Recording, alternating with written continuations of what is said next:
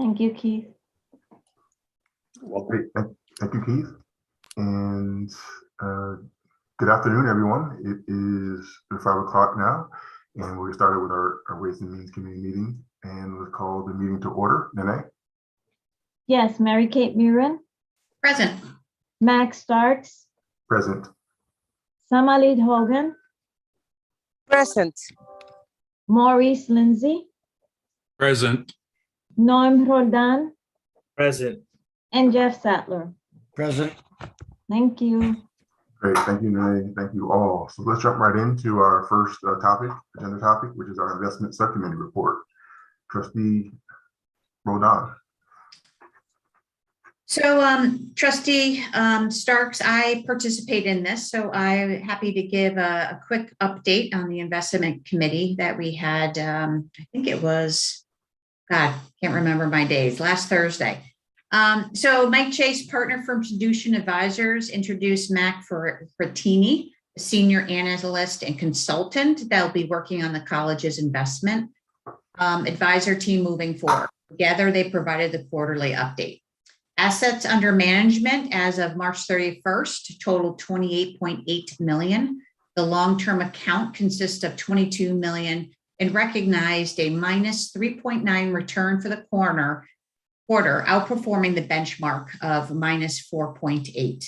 The short-term account consists of $6.8 million and recognized a minus 1.5 return for the quarter.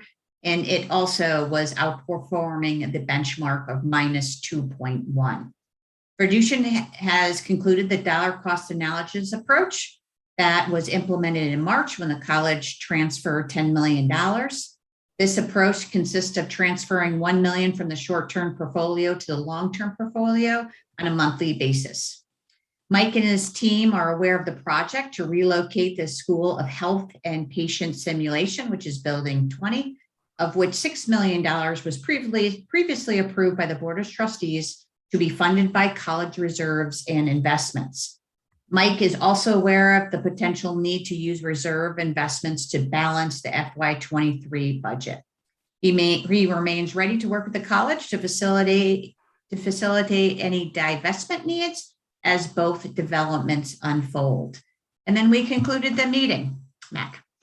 Great. Thank you, Trustee Murin. Appreciate that. Very, very good, thorough update. Any questions or comments for Trustee Murin? Yeah, I actually want to take a second and thank Mary Kay. I was on vacation. I didn't make the meeting, and thank you for being there, Mary Kay. Thanks. More than welcome, and all additional thanks goes to Andrea with the TPs.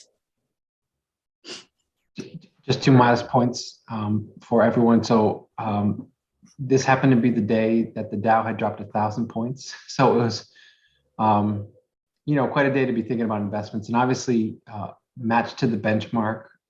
FI continues to do excellent work on behalf of the college, stewardship of your reserves trustees. So do know that part. They are right on top of it. And again, I think it will invite conversations down the road around that divestment of the $4 million that you'll see again in the budget tonight that we have teed up for your approval, and when really would be the most advantageous time to do that drawdown. So obviously we can certainly talk and consider that later in the year. But again, all things being what they were, especially the day that the meeting was held, the reserves are in good standing. Excellent. Thank you, Dr. Cook. Any questions or comments? Okay, hearing none, we'll move to our next agenda item, the fiscal year 2022 third quarter trust fund report. Mr. Tudrin. Yes, thank you. Okay, so I'd like to provide you with highlights for the three trust funds, the General Education Trust, the Health Trust, and the Capital Improvement Trust. And as a brief reminder, these trust funds do not include the state appropriation, grants, investment income, HERF funds, and COVID expenses or depreciation. So just to set the framework for you. Starting with the General Education Trust Fund, everything does seem to be where we would expect it to be for being the third quarter. A couple of lines that I would like to point out are the NN line, the Construction Improvement and Facilities line. You may recall when we looked at the second quarter that there was also zero expenditures in that line, and that's strictly because we're spending the carryover funds first from FY21 for our facilities projects. The other line that I'd like to point out is the tuition and waiver line appears to be a little bit high, but really that's going to be falling into place by the end of the year. It's higher associated with the waivers being applied for the fall and the spring semesters. Really, there's a little bit of activity that will come throughout the summer, but we're not expecting too much to impact that line. So that'll fall in line very nicely. Moving forward to the Health Trust Fund, the one line that I want to point out, if we could move the slide, if we could, thank you. You'll notice the clinic fee revenue is coming in better than budgeted, and that's primarily a function of budgeting conservatively last year due to the uncertainty of COVID. But all of the other revenues and expenses are coming in as we would expect them to be. And if I could ask you to advance to the next slide. So if you can, sorry, if we can back up just one slide. Perfect, thank you. That's our Capital Improvement Trust Fund. And again, the revenues are where we would expect them to be. The expenditures, again, are showing no expenses in the NN line for the reasons I just mentioned for spending the FY21 facilities carryover funds first. We do have some categorical waivers expenses, which you do see there by way of expenses. So all in all, the trust funds do appear to be in line with expectations through the third quarter. And if there are any questions, I'd be happy to take them. And if there aren't, I'd be glad to move on to our vendor expenditure report. Thank you, John. No questions from me. Okay. So we'll move on to the next slide. So this is just our third quarter vendor expenditure report, which shows all of our vendors that we spend at least $20,000 with. We do have a couple of additional columns, whether we are going to be capitalizing any part of those expenditures. We capitalize anything that's $50,000 or more by way of project. And then there's also a column referencing if we're receiving any funds through DCAM. So if it's partially funded or entirely funded by DCAM. Again, there's nothing that really sticks out on our vendor expenditures. So if there's any questions, I'd be glad to take them. Not a question, but an ask. Can we somehow highlight anything that's new on the report? You know, so we can so period over period. Because you reviewed this with us regularly, which is good. But if you could just highlight anything, maybe italicize it or something with a note that says this is added to the list versus the last meeting, that would be helpful. Yeah, we absolutely can do that. And we can do one of two things because some of the dollar amounts will increase. So the vendors may be the same, but the dollar amounts will increase. And then there could be altogether a new vendor that's added. Are you really more interested in the new vendor? Well, both, particularly. Okay. Yeah. Yep. Glad to. Perfect. Thank you. No problem. You're welcome. No other comments from me on this. Any comments from anyone else? Okay. Thank you very much, John. Nice review. Let's move to our next line item, our financial update and outlook. Okay, so turning to the cash flow slide, you'll see that we have we had $7.4 million available at TD Bank at the end of April. We are still planning on calling down the HERF lost revenue funds in the middle of June. And we are projecting to wind up the fiscal year at approximately $7.1 million. That is about $2 million higher than what I reported at the last month. And there's really three lines that are driving that increase.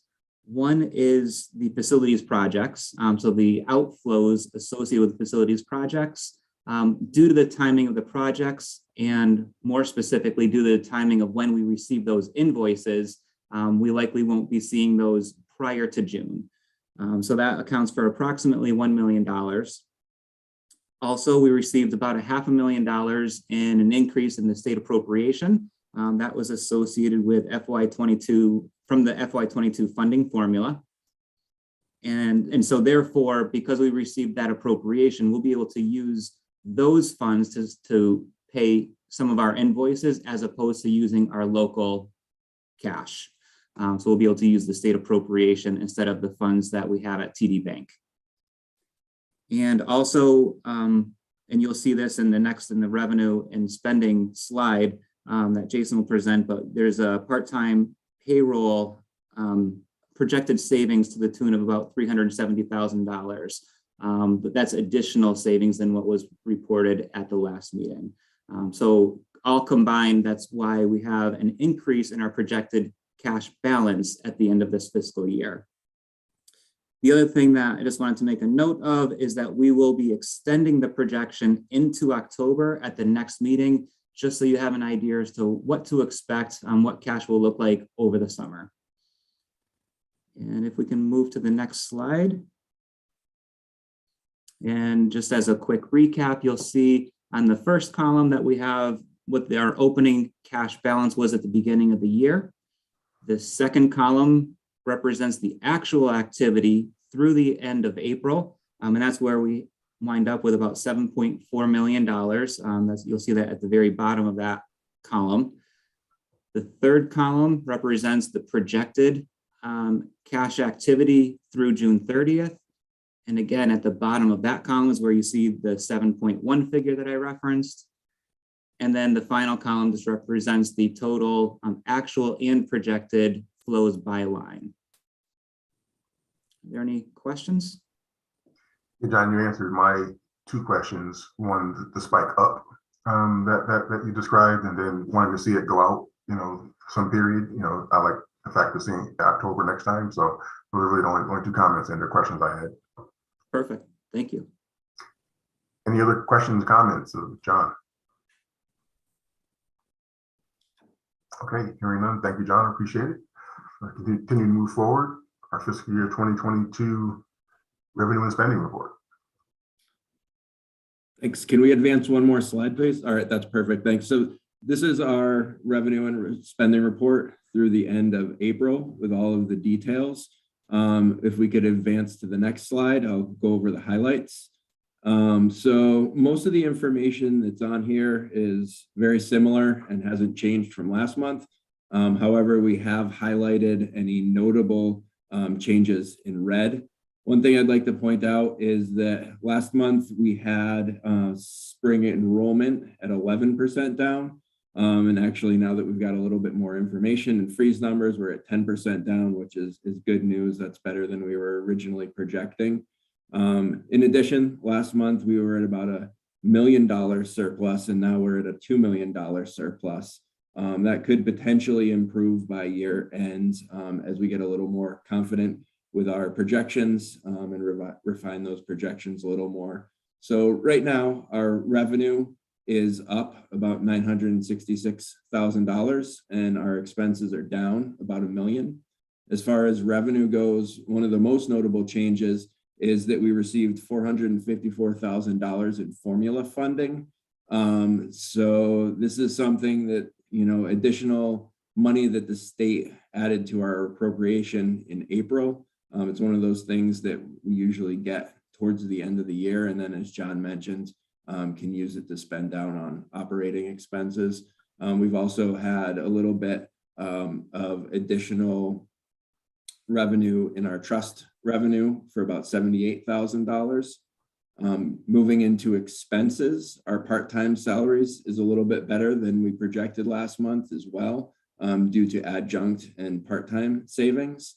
And then in our other section, we have workers' comp, overtime, grant matches. Those have all been a little bit better than we budgeted as well. So that's a $274,000 positive variance. Any questions? So just one question or I guess summary. So the formula funding over what we expected is pretty much is offsetting the increase in our enrollment decline versus what we had targeted, essentially that 1.4 versus the 500,000 round numbers. The 1.4 versus the 5. Yes, so at the top line, $1.4 million additional is offsetting that decline we saw in enrollment. Yes. Yep. Yeah. In the 454, do we? I can't remember the last time we spoke about this. Do we expect some level of formula funding, but not to the tune of 454, or is the entire 454 just unexpected? There were talks about it, but nothing was guaranteed until April. So, it's something that is talked about, but we don't want to count it until we know it's actually going to happen. And usually that doesn't happen until the very close to the end of the year. Got it. Okay. Okay. Thank you. Any other questions on this exhibit? Does the tuition and fees include any income from like the workforce development programs that are not part of the regular curriculum? Workforce development is budgeted and recognized under the other trust fund expenses. So can we go back to the previous slide? And if you look, it's kind of small, but if you were to look on, let's see, line 7, that trust fund revenue other, that would be that line. So it would be in there. Okay.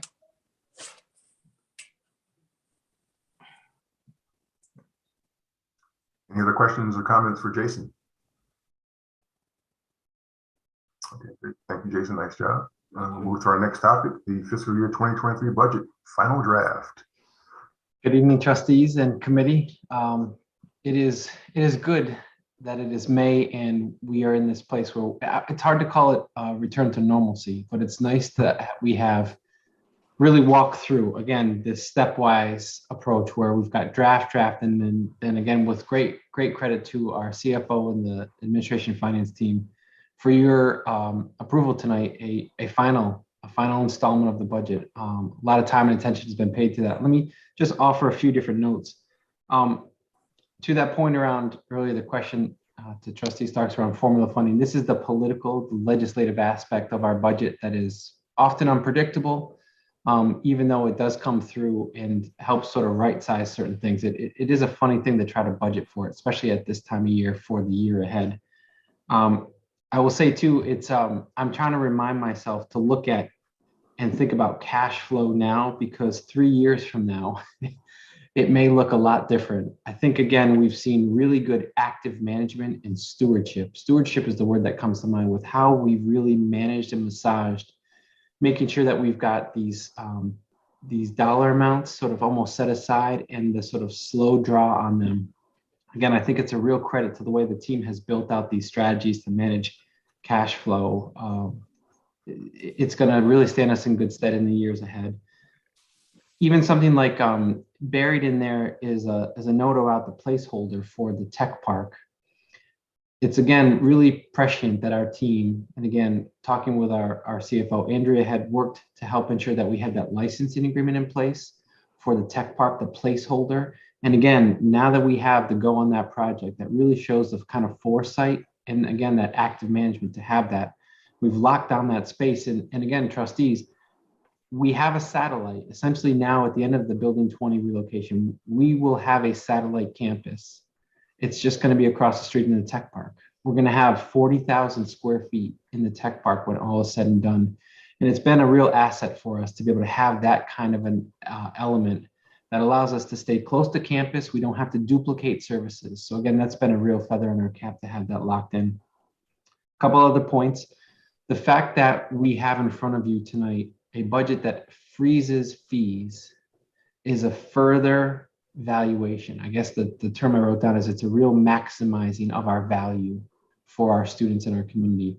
You may have seen a headline, private colleges like Boston University and the size of their tuition and fee increase. UMass has raised across their campuses tuition. So again, for us here in Springfield and in Hampden County, the fact that we have a freeze in place, I think is, again, a real advantage for us.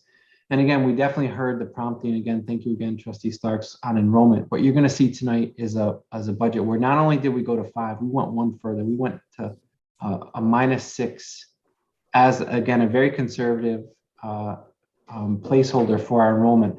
What I would say is it's very early days. Again, we get half of our enrollment after July 1st. But right now, anyway, early days, we're running about 4% down.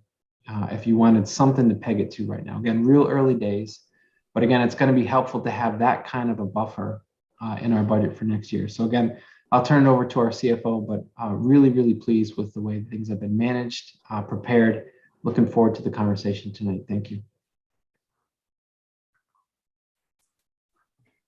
So good evening, everyone. I think you might have covered a few of our points here. You might make it easier for me. So tonight we will present to you the third draft and final draft of the budget that will be balanced. So this slide here, what we wanted to do is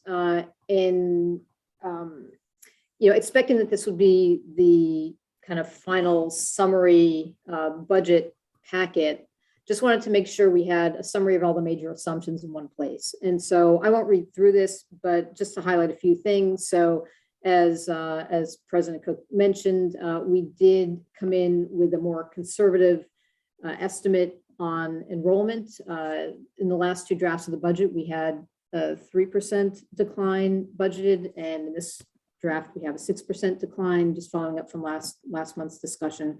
Again, no fee increase for the second year in a row. Staffing levels, full-time employees, the number of full-time employees is reduced from this year's budget to next year's budget by 15, from 372 this year to 357 last year, essentially eliminating vacant positions and positions that we expect to be vacated by retirements.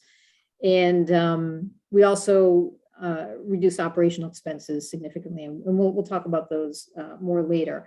Also in the sort of purple box, I just wanted to point out there are really two sources of supplemental revenue in this budget. So we talked about the use of reserves that is in there at $4 million, and we did include $500,000 from the ARPA funds that are coming through the state that we are able to use for deferred maintenance. At this point, we are very confident that that will be available for next year. In fact, it might be available next month. And we took $500,000 of that into revenue in this budget. So that helped to balance the budget as well. So if we can go on to the next slide, please. So this slide and the next one, these are the detailed budgets with comparison to both the FY22 budget and the FY22 projected that Jason presented earlier. If you go to the next slide, the difference in this one is you can see the three columns to the right. It breaks out the budget by the different funding sources. So the uses of funds based on funding source, and the sources of funds based on the type of funding. So the state, the trust funds, and the COVID funds. And so these are not Zoom friendly slides, so I'm not going to go through these in detail, but happy to answer any questions. You can review them in your packet. If we go on to I'll just stop there for a second, see if there are any questions. If not, if we can move on to the next slide. So I just wanted to point out some of the changes from the last draft of the budget. So last month, our draft number 2 was showing a deficit of about 381,000. The big changes since then are on the revenue side. The total revenue didn't change much, but we did have two major adjustments. So the 6%, going from 3% decline to a 6% decline in enrollment reduced revenue by about a little over $500,000, and then adding in the ARPA deferred maintenance funds added $500,000. So it's essentially a wash. We also had an adjustment to rental income. So net, it's only 62 million that was reduced since the last draft. On the expense side, we did reduce expenses by another $443,000. We took another $95,000 out of full-time salaries based on new information about a retirement. We also reduced part-time salaries. The adjunct salaries flex with enrollment. So when we reduced the enrollment revenue, we had some offsetting reduction in expense based on the expectation that we would not need to use as many adjuncts. And operational expense, so that operational line item, we took out an additional 210,000. So essentially we took about just under $500,000 total since the beginning of the budget process on operational expenses, our non-wage expenses. So in this draft, the total improvement was the 381,000. Any questions on this before we move to the next slide? So if not, One question from me, Andrew. So what came first, the ARPA deferred maintenance revenue or the change from -3% to -6% in reduced credits?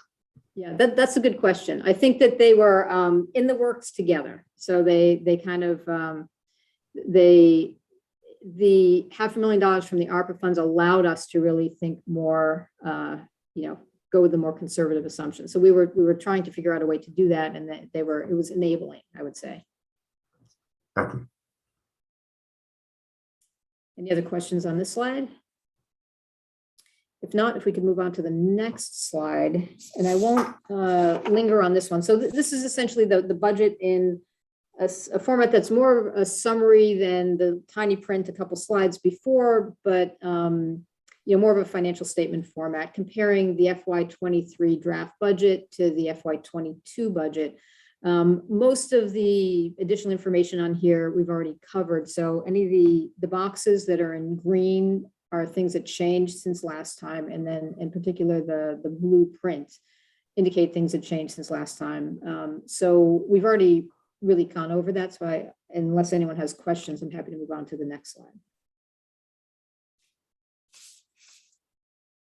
Trying to provide different formats for people who like numbers or pictures. So here we have a graphical illustration of the relative magnitude of the different components of the budgeted revenue and expense. So if we start on the right with expenses, this is really just the buildup of the expenses. So full-time salaries and benefits at 28 million, followed by part-time salaries at 6.5 million, the operational line items at 10.5 million, capital, where we have been all along in this budget process at 4.5 million, and then other expenses at 2.6 million, all adding up to the 52.1 million total expenses.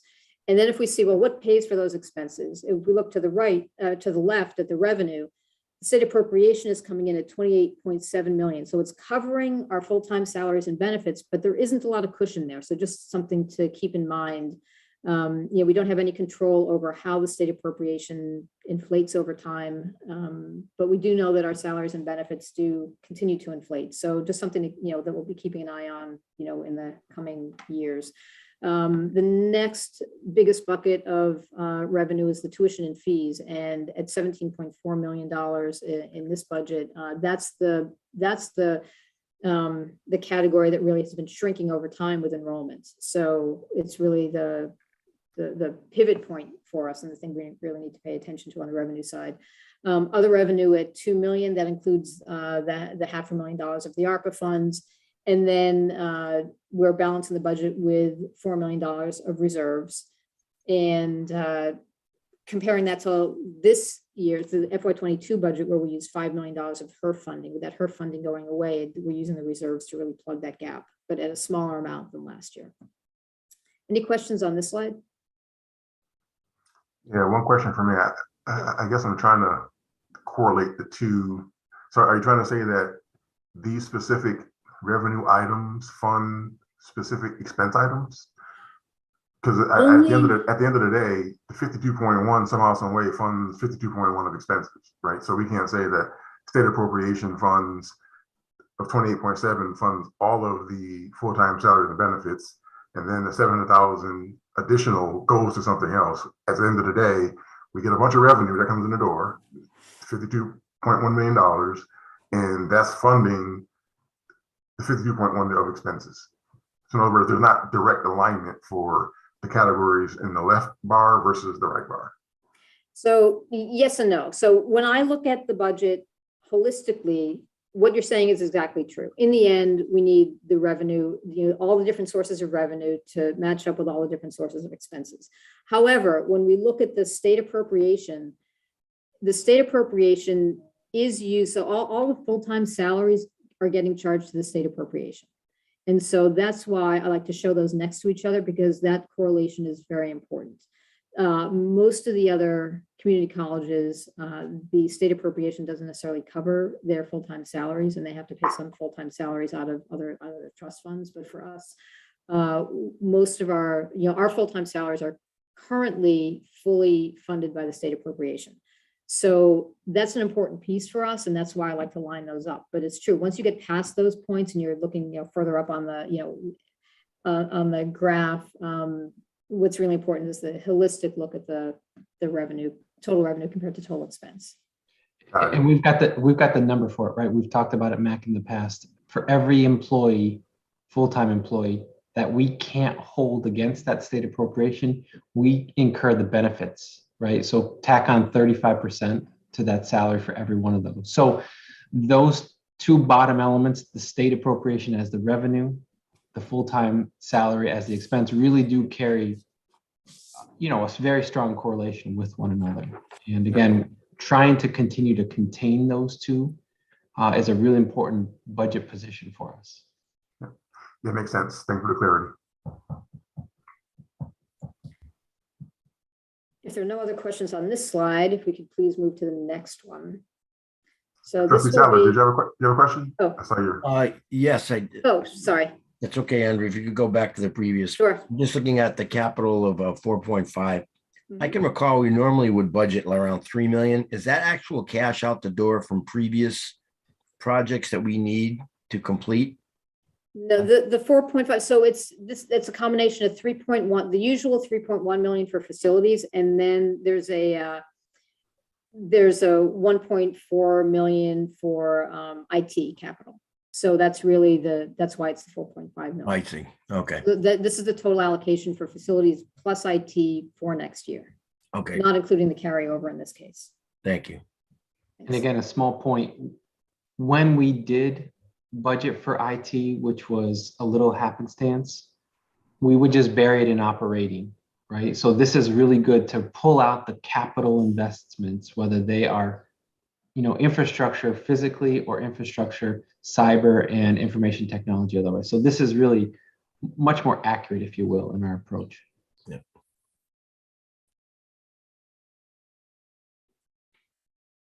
So this is a new slide. So let me see if I can walk through it. So essentially, this is the story of how the budget was reconciled, from the original baseline budget to our final balanced budget. So if we start on the left, we can see that the baseline budget. So just to let you know, the baseline budget was the original FY23 budget that had the assumed 3% decline in enrollment and assumed inflation, pay rate increases, et cetera. And so that original budget started out with a deficit of 2.4 million. And then as we move to the right, these bars will describe the different categories of changes that we made. So an orange bar indicates a negative impact to the budget, and a blue bar indicates a positive impact to the budget. So the next three bars there, under where it says no net change in total revenue, the student revenue, there was a negative impact to student revenue. So we started with 2.4 million. We take out another 512,000 for the change in the decline in enrollment from 3% to 6%. Then we add the ARPA deferred maintenance funds, and that offsets essentially that decline with an improvement in the bottom line. And then there are some other small changes in revenue that, were $25,000. So essentially no real net change in total revenue. As we continue to move to the right, we can see we get into the expenses. So we've improved full-time, we found reductions in full-time salaries of 1.2 million, part-time salary reductions of 386,000, reductions in other salary related expenses of 275,000, and then another 499,000 of reduced operational expenses. So when you put that all together, we end up with a balanced budget. So because there was really no change in net revenue, the total improvement from the baseline budget to the balanced budget was a 2.4 million, and which included the 2.4 million of expense reductions. So this is just sort of a snapshot of the sort of budget reconciliation process. I'll stop and see if there are any questions on this. Okay, so this is essentially our last data slide. If we can go to the next slide, please. So essentially, we're presenting with a balanced budget. And, for me, the question is always, well, where's the risk? What's the risk in the budget? So the biggest risk is always enrollment. And we should just understand that for every 1% decline in the number of credits, the net impact on the budget is about $130,000. So just something to keep in mind. Other areas of potential risk are in state funding. We were surprised, last month with an additional appropriation. I think that where we have the appropriation is a floor and it could increase, but we just don't know. For instance, when there's a new union contract and the salary expenses increase, sometimes the state covers it, sometimes the state doesn't cover it, things like that. We just don't know what's going to happen at the state level. There could be unfunded mandates, emergencies, other unexpected cost increases. For instance, this year we had the new adjunct contract that had some significant and retroactive pay increases that's not covered by the state appropriation, and we had to cover that with trust funds. So that's just an example of something that could surprise us. So anyway, that's where the risk is. We talked last month about, well, so what do we do if things are not as good as we expected? We have in this budget a $500,000 contingency. So that's a pretty good amount of flex. If we had to go beyond that, we would look at operational expense reductions followed by personnel reductions only if necessary.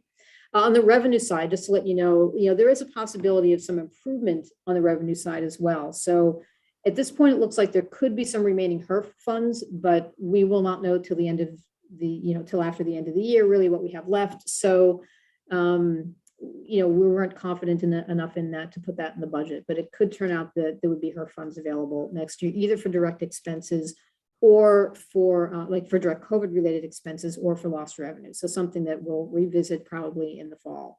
And then it's also possible that there could be positive adjustments to the state appropriation. So just like we learned last month about the formula funding being added to our budget for this year, the same thing could happen next year.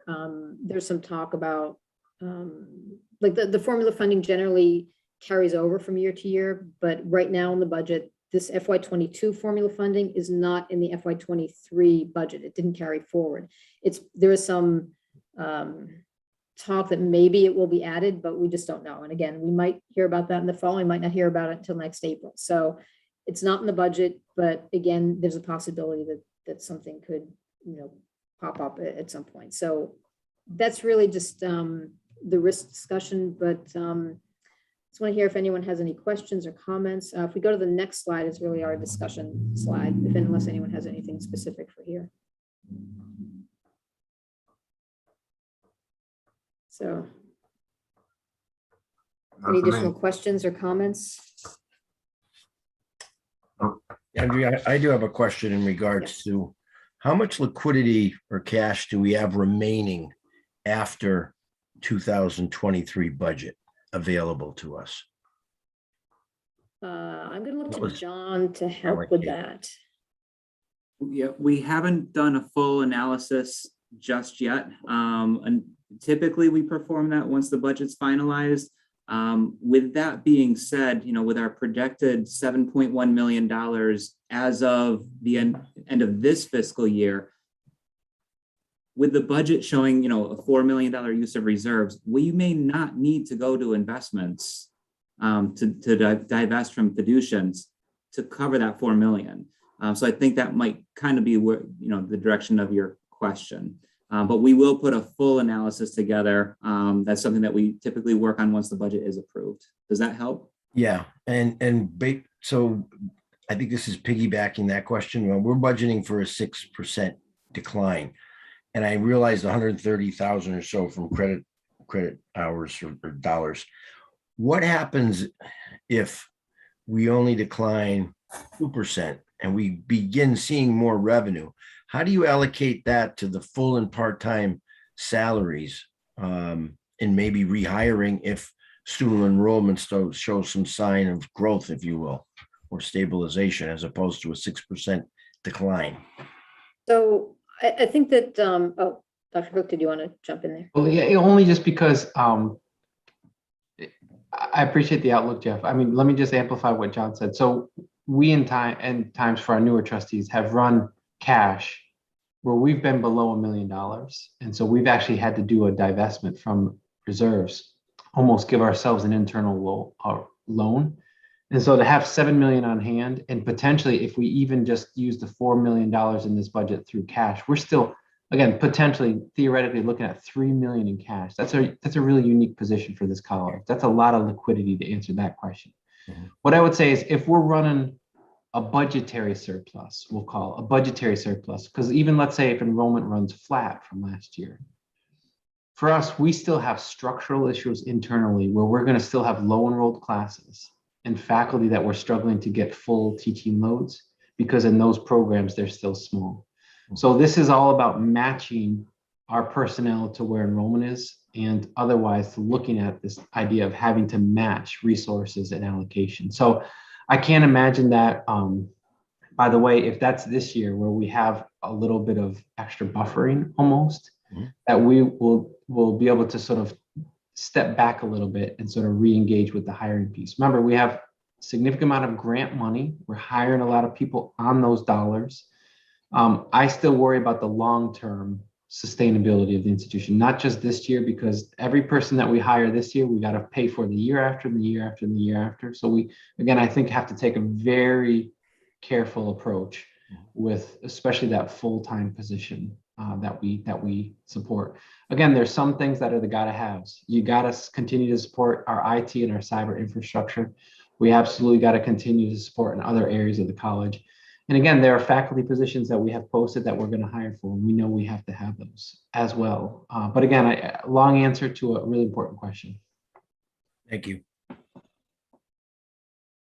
Great, thank you for the question, Trustee Sadler. Any other questions? Okay, moving on, we have two motions. The first is the fiscal year 2023 student fees. There's a background schedule. Is someone going to review that first, or are we going to write to the motion? I'll read the motion. Okay. The motion states that the Springfield Technical Community College Committee on Ways and Means recommends that the Board of Trustees freeze college fees for FY 2023 and remain at the same level as FY 2022 in recognition of the economic hardship faced by our students due to the pandemic. I'll second that. Thank you, Trustee Hogan. Thank you, Trustee Sadler. Any questions, comments? Hearing none, Nene, would you please call a roll for approval? Yes, Mary Kate Murin, Yes. Max Starks, Yes. Summerlee Hogan, Yes. Maurice Lindsay, Yes. Norm Roldan, Yes. and Jeff Sadler. Yes. Thank you. Thank you, Nene. Thank you all. This is a really good outcome.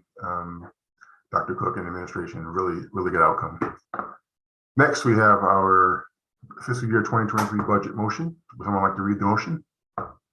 I can read that.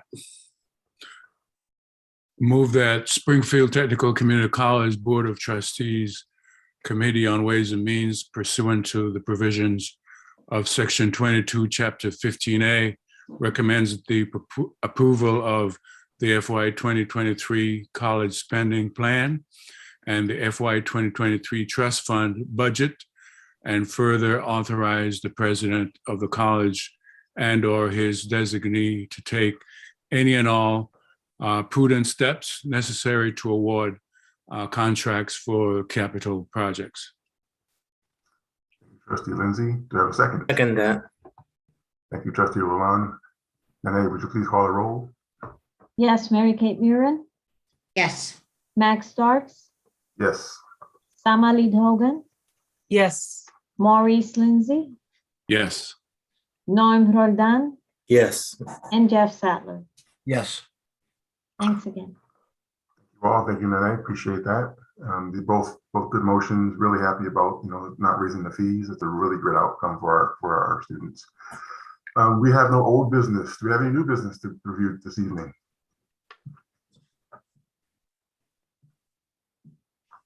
Okay. Hearing none. What is the select reference slides? Is this additional detail? Okay, good. Okay. So our next meeting date is June 13th. I think that's the last meeting, for this fiscal year. But great, we've got a balanced budget, so that's really, really fantastic. Any other questions, comments anyone wants to go through? Just again, great thanks. This committee is a workhorse. It really helped us land in a wonderful place, a great outlook for the year ahead. We are very grateful to this committee and to the trustees for your support in helping make this budget a reality. My sincere appreciation. Thank you. Thank you, Dr. Cook. We appreciate that. And then with that, we take the roll to adjourn the meeting. Yes, Mary Kate Murin, Yes. Max Starks, Yes.